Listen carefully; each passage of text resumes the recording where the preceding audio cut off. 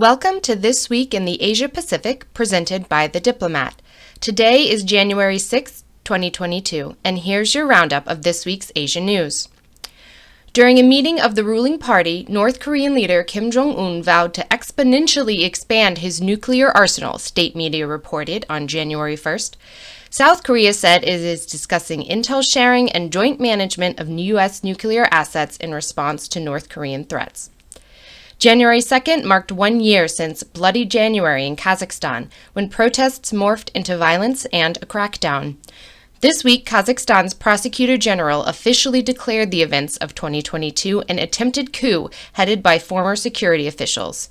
Meanwhile, journalists, victims, and family members continue to push for a full accounting of the abuses committed.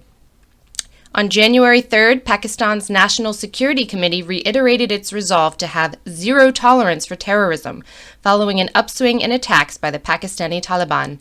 Islamabad is increasingly frustrated by the Afghan Taliban government and its refusal to take action against the TTP, which maintains close ties to the Afghan Taliban.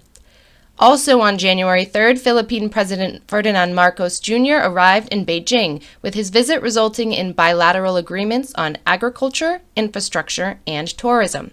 Most notably, China and the Philippines agreed to set up direct communication channels to manage their disputes over territory and maritime rights in the South China Sea.